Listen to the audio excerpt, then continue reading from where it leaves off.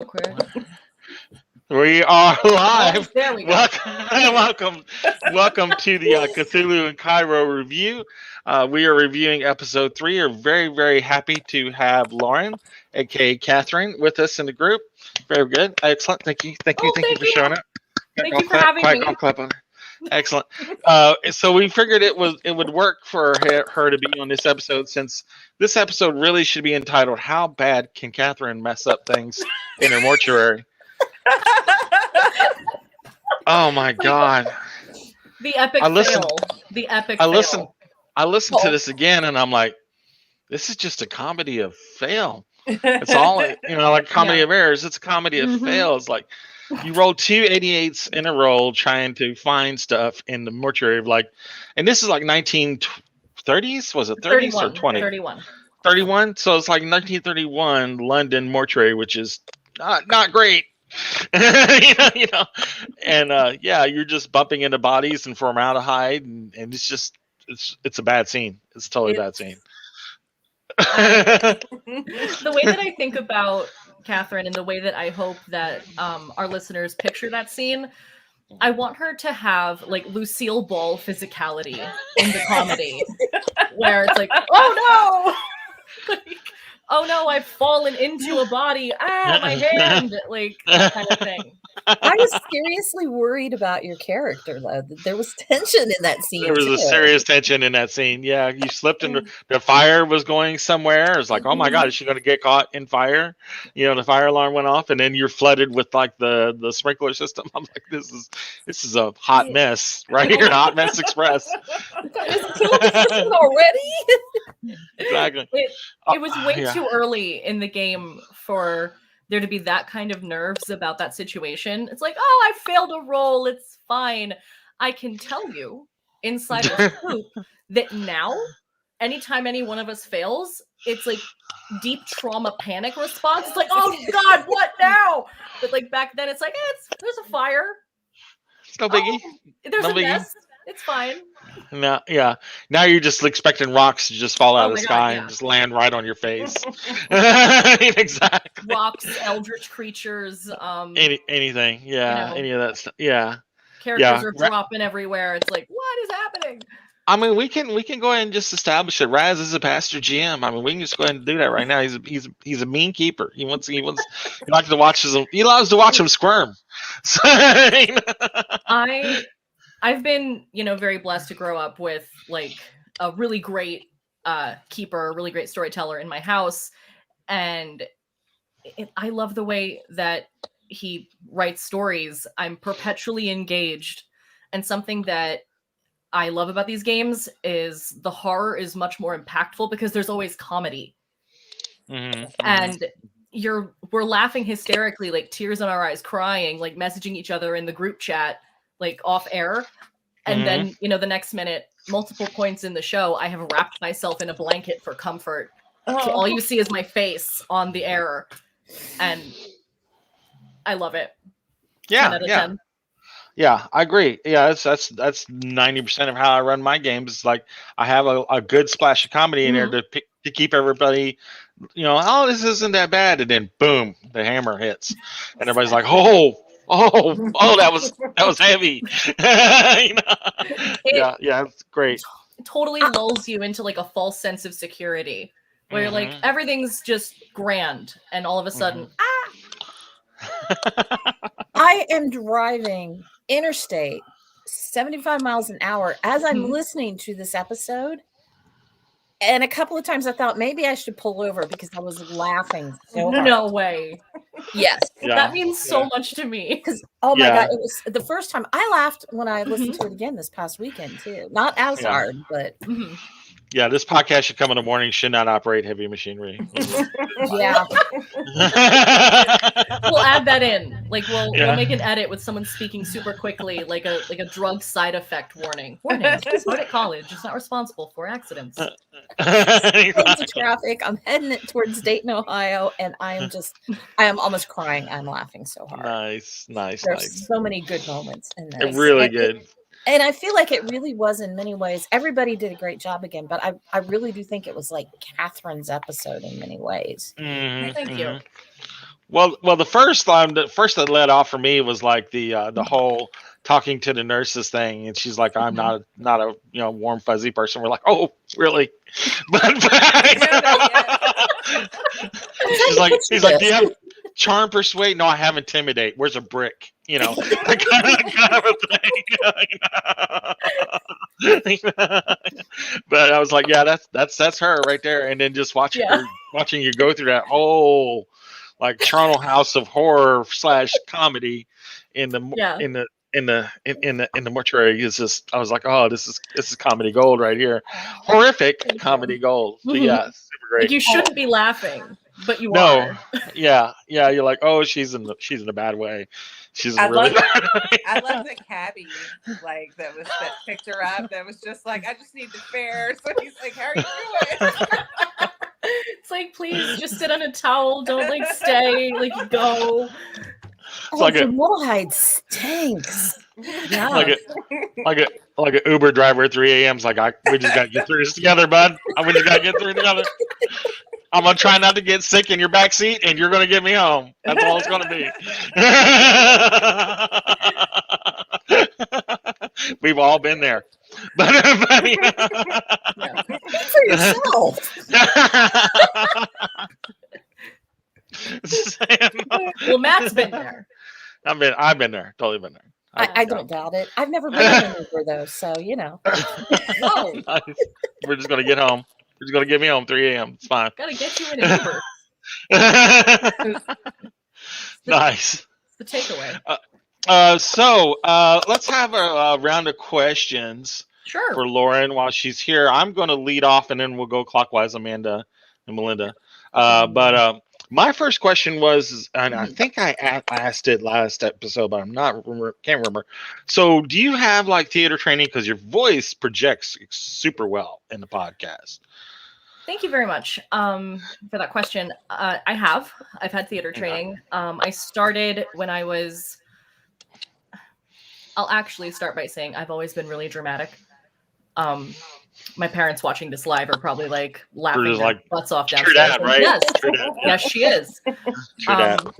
I've always been very outspoken, very energetic, and I feel completely comfortable talking in front of large groups of people. So that led to me starting theater at age 11, age 12. I was in a semi-professional company for a time. I did performances in high school, in college, and I also have done tech. So I have a lot of experience in theater. At in truly an amateur level. I just love it so much. And the reason possibly that the voice projects so well, Catherine's voice is just my voice pitched down.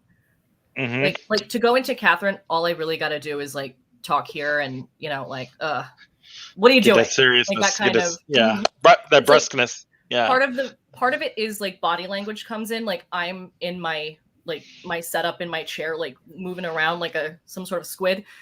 But also it's just the voice pitched down. So there's not a lot of accent work in this one. No, but you could definitely tell someone who's been trained to, again, project their voice and give it meaning and depth, rather than just someone coming in who has, knows nothing about any of that kind of stuff. We even had that concern at the conventions, with the masks and stuff like that. A lot of our GMs were like, hey, are we going to be able to do this and stuff like that? I'm like, you've been doing this a while. You've been a GM. I've tested these masks out in a game room. It can happen. You just gotta put it out there, and kind of stuff like that. And when you hear your voice come in, it's okay, this person's trained. I can tell she's had some training somewhere. Somebody's taught her how to use her diaphragm and be able to speak up, from down below and bring it up, So absolutely. Amanda. So my curiosity is always, especially when you're in campaigns like this, what do you like best about playing Katherine, and what do you like least about playing Katherine? Oh, that is a wonderful question. What I love best about playing Katherine is it's pretty much. I'll start with the worst. I'll start with the worst, and we'll go to the best. Because we'll Raz. We'll save dessert for last. No. I will say the worst part about playing Catherine sometimes is that I have to perpetually be the curmudgeon, and sometimes that makes me like the roadblock for other people because she doesn't like spooky shit, she doesn't like creepy things, and I'm always going to say no. So someone else could have an idea that they really want to do or a motivation that I literally, so I have to be in character and I'm not like acting bizarre. I have to go, no, we're not doing that. No. And I stonewall people's ideas. So that's kind of, it's hurtful for other people. And I don't want to do that.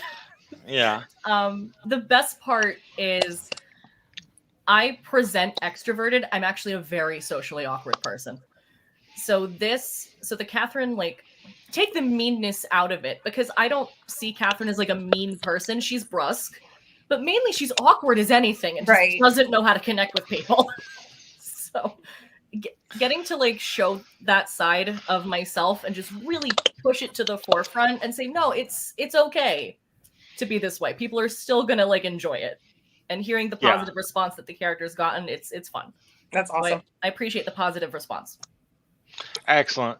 Yeah, I mean, when I'm listening to your character, I mean, the other people are charming and stuff like that, and you have their things that they do, that y'all and stuff like that. But when Catherine is speaking, I can tell that you're a person, your character is a person that has something going on in their head all the time, and you're figuring something out, and you really just don't want to deal with these people. You're working on this.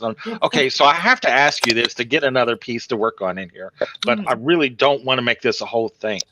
that's what I get when I see you talking to people. It's like, I just need you. Okay, we're good. Go away.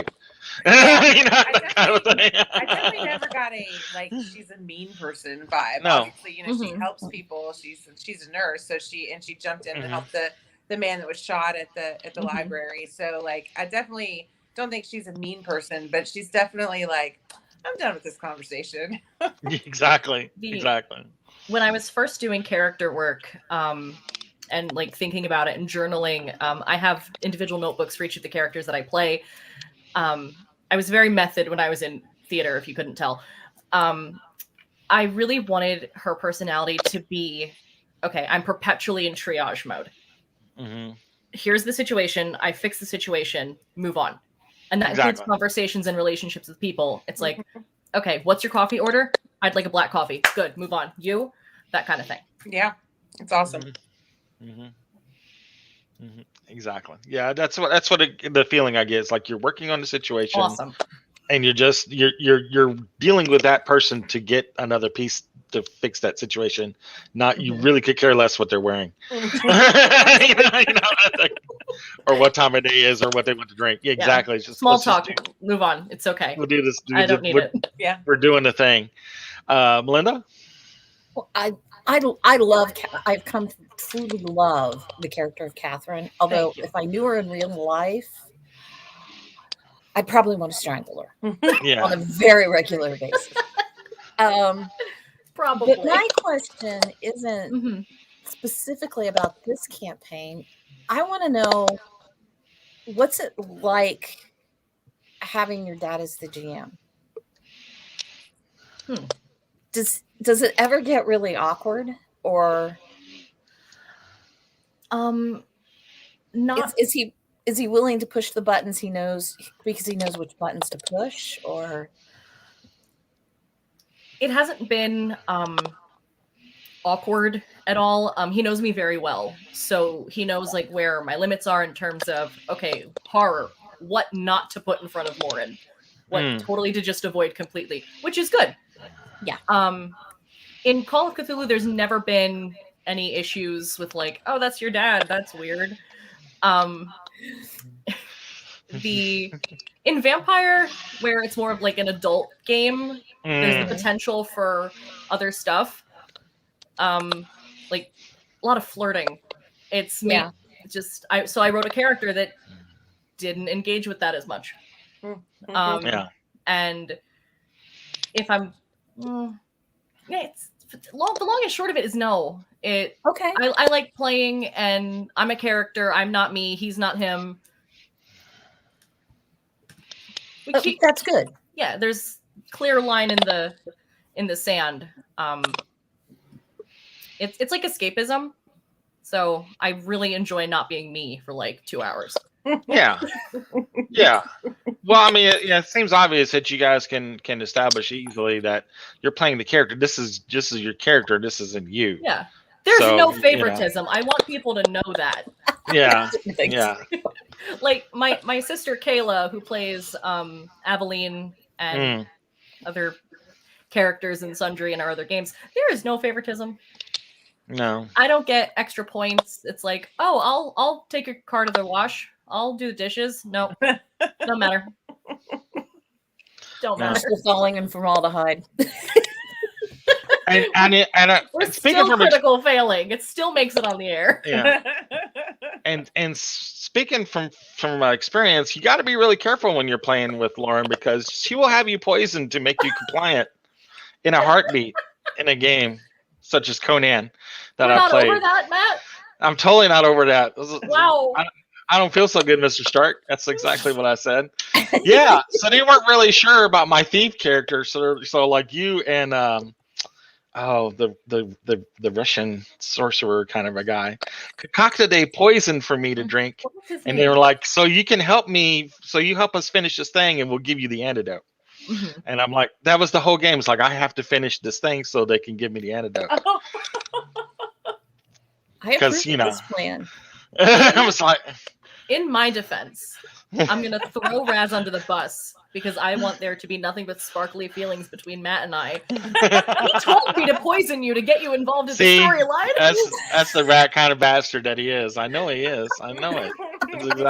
I didn't think you had it in you, but it's like when you did it, I was like, oh, I can't believe you did that to me. Oh my God. I was completely thrown. I'm like, yeah, we'll have a drink to celebrate this adventure that we're on, and it's completely poisoned. I'm like, oh, what? We had 4 short episodes in that like 4 sessions, 4 episodes to like meet each other, get all the investigative meat out of the story, and have a conclusion. I had no time for shady. No. Here, now you have to be my friend. I've poisoned you. You have to be now you have to be with me forever and ever. Yes. And ever. At least till you get the antidote. But then like through the game, like I completely got one to your side. I was like going to be like one of your temple people. Yeah. I was like, yeah, let's do this. There was benefits. Yeah, there was benefits. There's benefits to be had. I was just a street rat kind of thief kind of a person, and then all of a sudden, like, yeah, I'm in here messing it with the bigwigs now. This is cool. Exactly. The takeaway, dear viewers, is that you really should listen to more Bardic College games or get Raz at a table at a convention. You're always gonna have fun.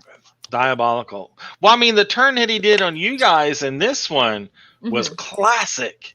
With the police. Oh, yeah. Officer, yeah. I'm sure you guys did. Stung. I'm sure it did. Stung.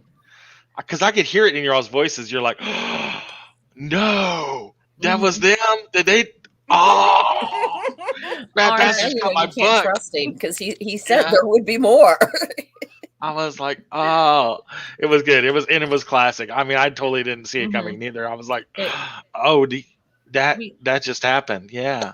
We'd all been so distracted by the comedy of the scene prior that when it happened, it's like, okay, time to be serious now. It's totally a cop that has walked into the building. Nope. He'll hate me for saying this. Our dear Scott, who plays John Schooley, he took it the worst. Every person in uniform for the rest of the show, he's like, I need to see a badge. Who are you? Give me your address. Yeah, give your address. Yeah, exactly. Everything, right? Soch, what is it? Spit in this cup. I can see Schooley taking it the most personally. Yeah. Absolutely. It was hard because I was like, when they did that, and because the guy who was playing the fake one was so hard nosed, he was playing like a cop would, and I was like, because he broke no shit. And I was like, oh well, yeah, this is a hard nosed London investigator that's just not having none of it because he's not having none of it. And put you guys on your heels right away. And I was like, oh, okay. And then when the other guy came in, I was like, oh, because you guys were putting it together. Mhm. And then the other guys came in, and I was like, oh man, that was And- hard. I actually saw it coming, not right away. And when when I listened again, I don't know if Raz deliberately did it, but I could pick up really, really subtle cues that he was maybe not who he was. But it was really subtle. And still my favorite line of the episode is, what is it? Her Majesty pays me to talk this way. Yeah. Well, it's right up there with like don't mind the vomit. Just the vomit. Just the vomit. Don't worry. It's just the vomit. That smell. It was good. What is that smell? Oh, it's great. That's so great. Again, it needs to be on t-shirt somewhere. Absolutely. It needs to be on t-shirt somewhere. I'll get Raz on it, the Barter College merch department. Yeah. You need one. Yeah, it's just vomit. That's totally a cue line for all time. Absolutely. It gets brought up several times in subsequent episodes. Like it's like a name drop. We'll line drop it occasionally. Pepper it in for spice. It's like, wait, it's just vomit. Don't worry. Nice. Nice. What did I step in? It's just vomit. Sorry. I will say, coming up with something like that on the spot, a theater background does help because improv. Improv, exactly. When things are completely thrown at you and you're live on mic, yes, we can cut like longer pauses and silences and what do I do's out in post, but it's so much more fun to just on the fly come up with stuff. I was doing a play once, and a character was supposed to prompt mine to stand up and have a fight with them. But that character said the wrong person's name, so there's absolutely no reason for my character to stand up and fight them.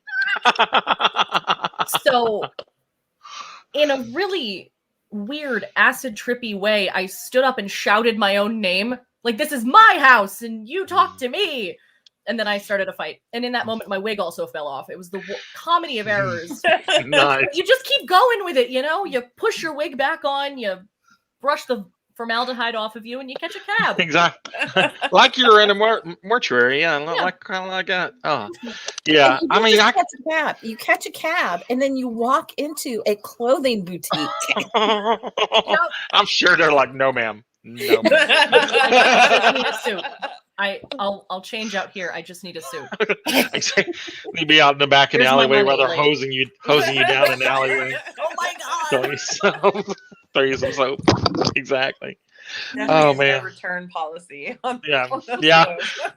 They're like, yeah, we're just going to keep the receipt. We're just going to keep that.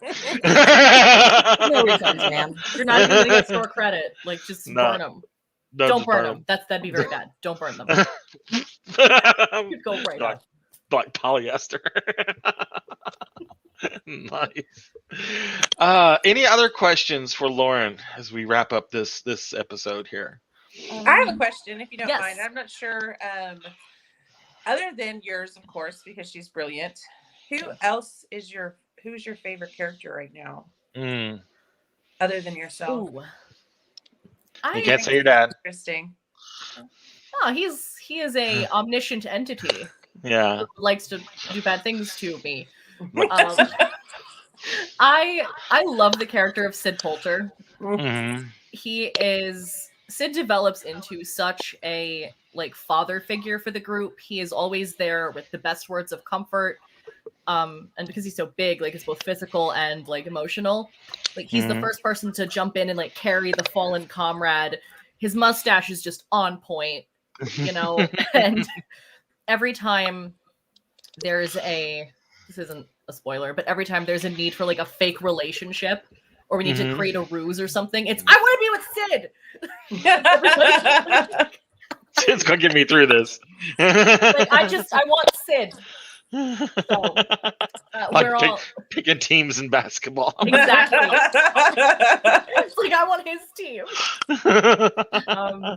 No, I really enjoy the character of Sid. And Sid is played by my sister's godfather, my dad's best friend from childhood. So I love everybody in the cast, but like I've a connection from childhood to Joel as well. That's awesome. Cool. My best friend is probably very mad I didn't say Faye. Ah. I love everybody. Well, yeah, everybody's great. I'm just always interested. There's always that one. Yeah, that's well, that's it's right. that I'm just interested to see who you as a player feel like your character connects with in that group the most. Oh yeah, it's always Sid.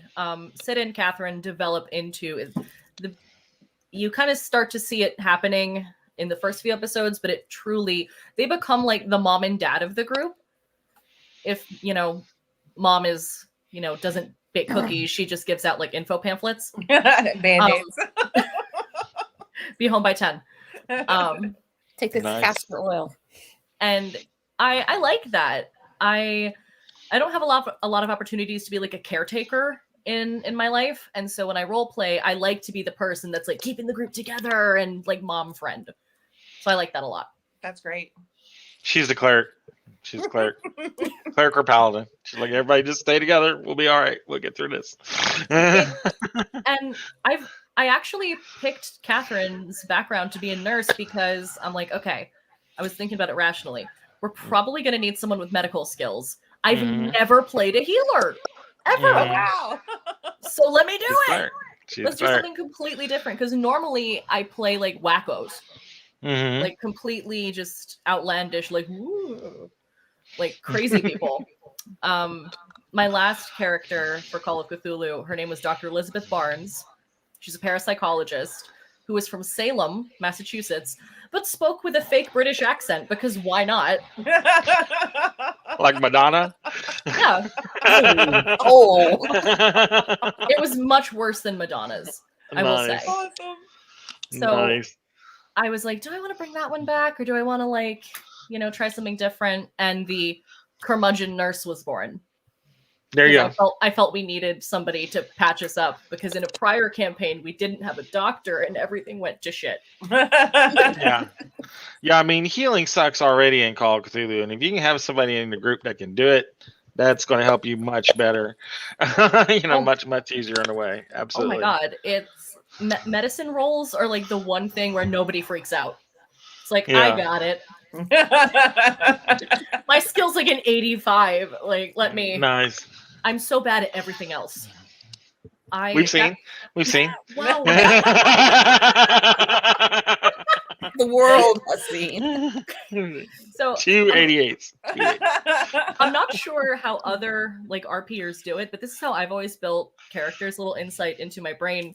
I want to hammer like one or two skills and like put all my points there. It's like I'm going to specialize in something rather than have like a pittance everywhere. Yeah. Ideally, that's your best Call of Cthulhu character. Everybody should be good at one or two things. If everybody's good at a few things, then everybody's going to suck at a few things. A 45% chance is nowhere near guaranteeing success. Exactly. I don't gamble. No. Yeah.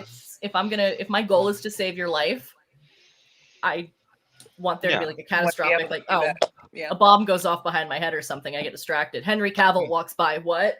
Like, exactly. That's the only way I'm not saving you. Yeah, I mean, well, that's exactly what you want. Like I said, especially in a pulp game, like you want specialists. You want your leverage team. You want your cat burglar. You want your tough. You want your medic. You want your tech. Everybody needs to be really good at those things and rely on the other people to pick up the slack. On their end. May I ask a question? Yeah. As someone that's not super familiar with Call of Cthulhu, I'm Sure. still learning the process. What is is it pulp? Pulp. Like PULP? Yeah. Yes. So, Lauren, you want me to take this, or you want to take it, or? You take point, and I'll back you up. Got it. So, Call of Cthulhu is probably what you've been playing most of the time with, like, your husband Gary and stuff like that. Pulp is like a little stepped up. It's meant to be like the pulp hero kind of comic books, like Doc Savage and The Shadow and stuff like that in the 30s, where you're a little extra. You tend to maybe have one or two supernatural abilities. You might have a strength that's a little more than superhuman or smarter than most humans, and you have a bumped up health. which will help you get through what they call mooks. Getting through like thugs. You can wade through a whole like 20 thugs like nobody's business and get in there on the bad guy. Okay. Whereas like in Call of Cthulhu, one shot you're done. You might in Pulp you might get shot once or twice and still be okay. Twice, once or twice and still be okay. Yeah, that's sorry, but yeah, and still be able to get it, get in there and make something effective.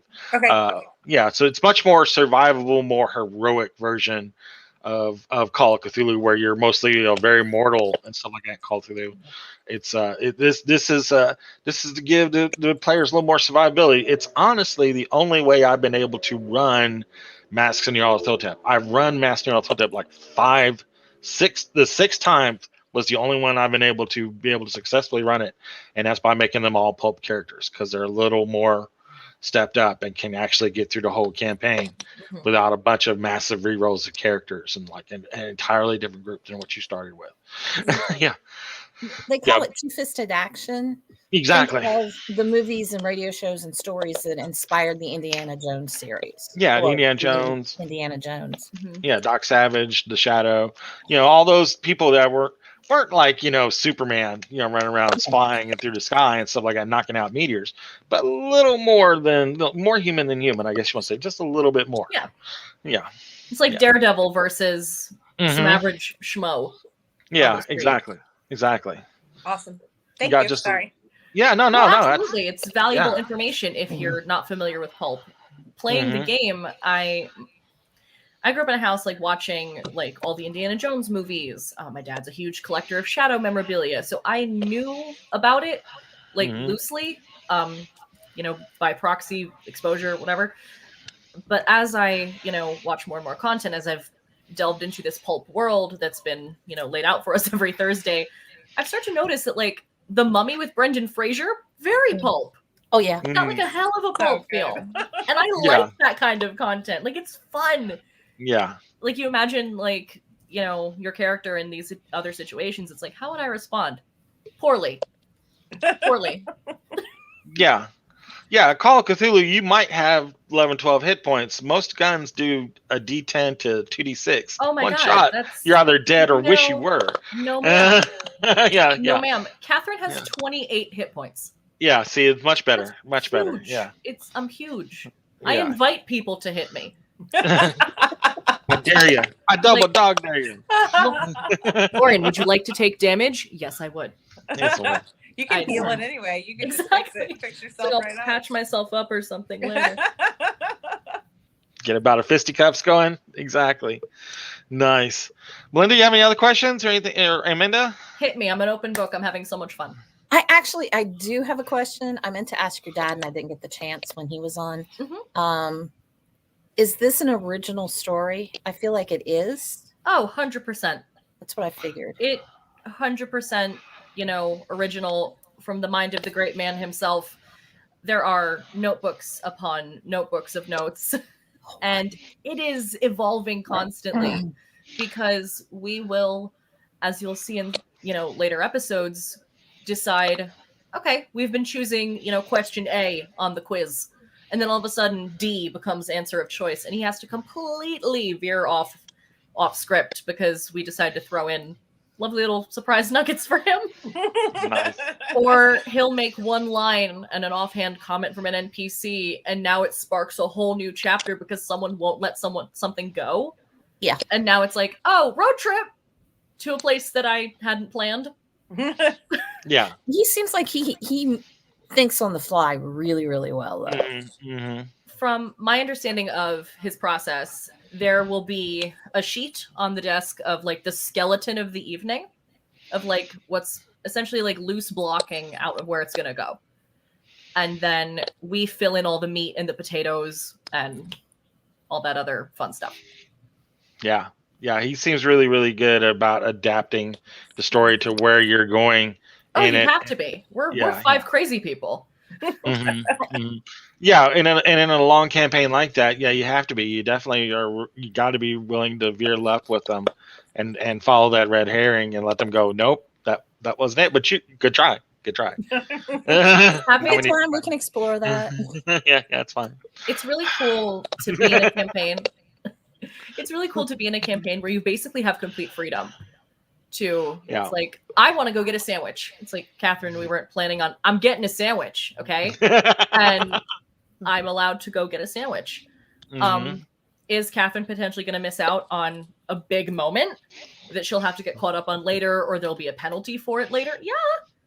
Everything happens in real time. He's not stopping a narrative because somebody decided to go have like a wacky moment or a little one-off. But at the same time, it's cool that we have the freedom to do so. Excellent. I don't like rules. We mentioned it briefly before we came on air. I'm not like a D&D role player with pages and pages of, rules for my spells and math. And if I like to talk, I like to role play and have fun, and I get mad at the dice. I throw my dice. Why did they decide what's right? I understand that failure has to happen. That's what makes stories fun, i.e. this episode, and why people like it so much. But at the same time, I'm here for the role play. Nice. I have the most fun doing. Excellent. Excellent. A little foreshadowing, because I listened ahead, that will be very important in the next episode too. As I recall, somebody really f's up a saving role, and it led to some really interesting role play. Yeah. Excellent. Some of the best moments come from like, why did you do that? What did you picked that die? Why'd you do that? Now we have to recover. We have to recover. And what's great is that no one ever like gets like pissed off at one another for it. It's never like, oh, you rolled that 100. Damn it. No, just move on. Not their fault. Yeah. Yeah. It's the dice's fault. It's not their fault. The die. It's when the interesting stuff happens. Exactly. Yeah. Yeah. Absolutely. All right. Well, we're going to end up this talk on Cthulhu and Cairo episode 3. Join us in the new year as we start up episode 4, and we'll have a talk about the upcoming episode 4 and our likes about it. What we dig on that one. I'm gonna listen to it right now. Now that I can. Exactly. Wait, you seriously don't listen ahead? We're listening. Yeah, we're listening as we go. Yeah, I we're listening. binge 'em.